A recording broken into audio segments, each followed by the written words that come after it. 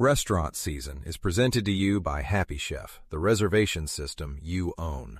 Create a free unlimited account on happychef.cloud. Every exceptional restaurant has a story, but behind the dining room, the dishes and the reviews are hundreds of decisions about money, people, design, ambition, and survival. Restaurant season tells those stories, one chapter at a time. This season, opening a restaurant. Let's begin. Episode 10, The Owner. The numbers were still open on Emma's phone. Labor had improved slightly, revenue remained strong, and cash was still below where Mireille's plan said it needed to be. A week earlier, Emma would have started with the number she disliked most. Now, she started with a different question. She asked Mireille what Luna could actually afford to keep doing. They met the following morning before the kitchen arrived. Sofia sat opposite Emma, Luca took the chair nearest the door, Mireille opened her laptop, and Daniel joined them at the end of the table. For once, Emma did not begin by explaining what she thought. She asked Mireille to show them the next 6 weeks. The forecast was not catastrophic, which almost made it more useful.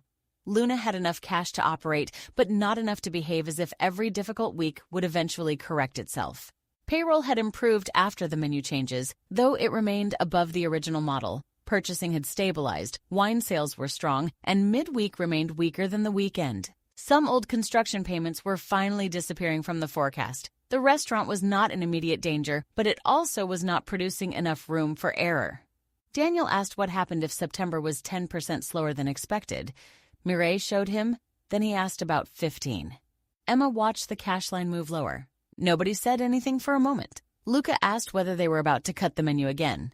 Emma said she did not know. He looked surprised. A month earlier, she would have arrived with a position to defend. This time, she asked him what the kitchen could operate exceptionally well without relying on overtime. Luca leaned back. He said that depended on what they meant by exceptionally. Emma almost answered for him. She did not. Luca said the revised menu was better operationally, but they were still carrying too many preparations that belonged to only one dish. He did not want fewer ideas. He wanted more overlap between them. Mireille asked what that would change. Luca said purchasing, prep, storage, and the number of moments during service when one missing component could stop a plate. Sofia said it would also change training. Luca looked at her. She explained that front of house still had too many menu exceptions to remember. Which bread came with which sequence, which explanation changed with which course, which substitutions needed the kitchen, which ones did not. Emma listened. For years, she had thought of service complexity and kitchen complexity as neighboring problems. Now, she could hear them describing the same restaurant from opposite sides of a door. Daniel asked what Luna should never compromise. The question changed the room. Luca said the quality of the main ingredients. Sofia said the feeling that guests were being looked after rather than processed, and Mireille said the cash threshold. Daniel smiled. Emma asked him. He said the ability to make decisions before circumstances made them compulsory. Emma wrote that down. Then Sofia asked Emma the same question. What should Luna never compromise? Emma looked around the dining room. The tables were still unset, and morning light came through the front window. She thought about the answer she would have given before opening. The room, the spacing, the pacing, the wine, the food, the way the evening felt. All of those things still mattered, but not all in the same way. Emma said Luna could not become a restaurant where excellence depended on someone exhausting themselves to produce it. Luca looked at her, and Sofia did too. Emma said she did not mean the restaurant had to become easier. She meant difficulty had to earn its place. That became the beginning of the meeting. Not what could they cut, but what deserved complexity. They went through the restaurant piece by piece. The 3 breads became 2 permanently, and the turbot stayed, capped each night. One starter disappeared because almost every component existed only for that plate, and guests rarely mentioned it. Another dish that looked expensive on Mireille's sheet stayed. Its ingredient cost was high, but the preparation was simple, the yield was predictable, guests loved it, and it placed almost no additional pressure on service. Emma would once have defended both dishes because both were good. Now she let one go and protected the other. Sofia proposed removing one tableside service ritual during the busiest part of the evening.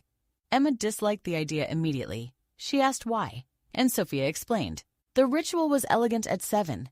At 9, it trapped a senior server beside one table while 3 other tables were moving at once. Guests liked it, but not enough to notice when it was absent. Emma asked whether they could keep it for the first seating and remove it later. Sofia said that would create another rule for the team to remember. Emma felt the argument forming in her head, then stopped. Sofia was right. They removed it. Luca smiled.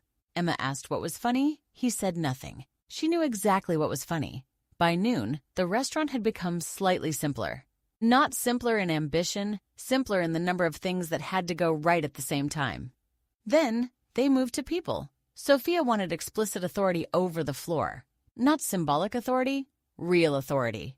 Guest recovery, station assignments, service pacing, routine reservation decisions, and staff performance would belong to her. Emma asked what still came to her. Sofia said decisions that changed the concept, the budget, senior staffing, or the promises Luna made to guests. Emma asked about difficult complaints. Sofia said hers.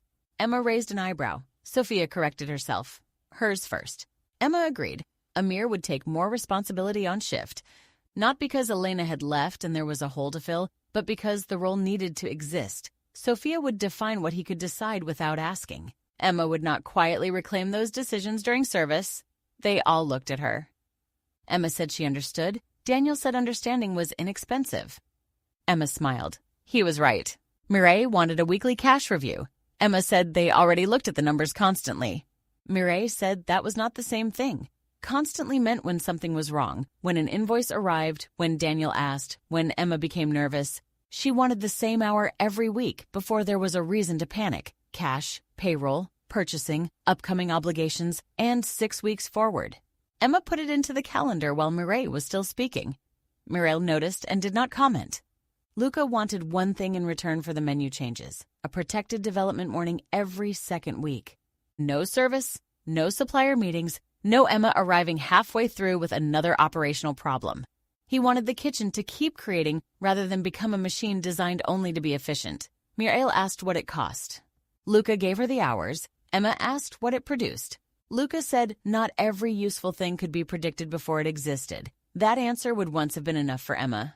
Now she asked how they would know after 3 months whether the time was worth protecting. Luca considered it. New dishes tested, prep reductions discovered, supplier changes, training, a pipeline for the next menu instead of improvising it between services.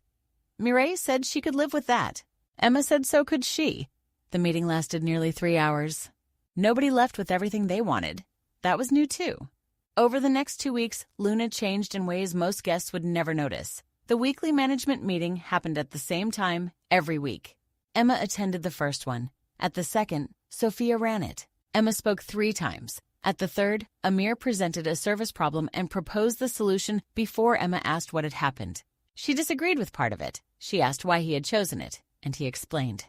Emma let the decision stand. The first time she did that, it felt irresponsible. The second time, less so. The kitchen changed too. Luca reduced another single-use preparation. He also protected one expensive sauce Mireille had questioned because it appeared on 2 dishes guests consistently praised and could now be produced in one batch. Emma supported him. He noticed the difference. She was not asking him to make cheaper food. She was asking the kitchen to spend effort where the effort mattered. One Thursday, Luna served 38 covers. A month earlier, Emma would have worried about the 6 empty seats.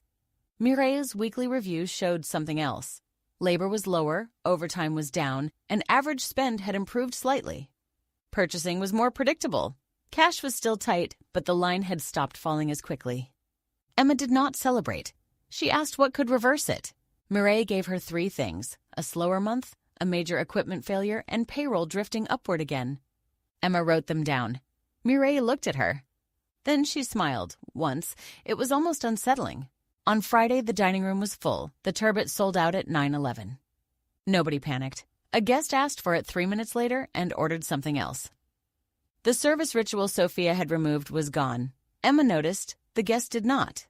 At table 14, Amir handled a complaint about a delayed course. He apologized, adjusted the pacing, and sent a glass of wine.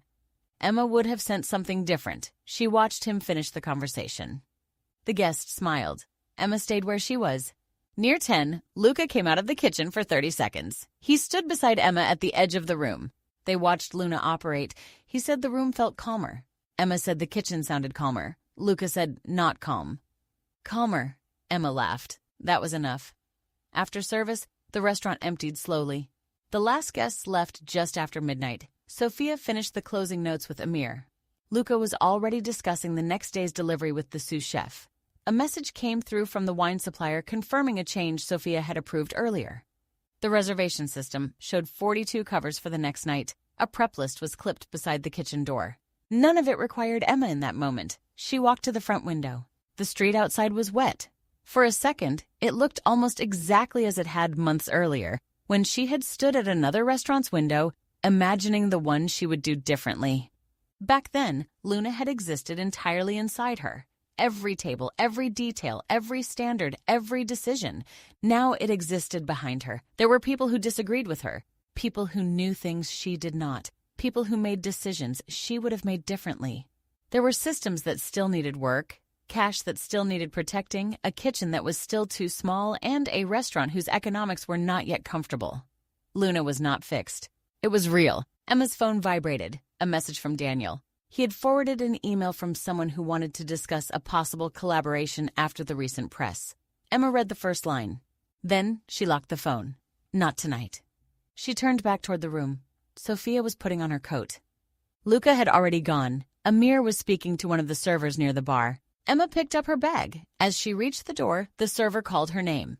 There was a question about a large booking for the following week. The guest wanted to change the arrival time and add 2 people, and Emma stopped.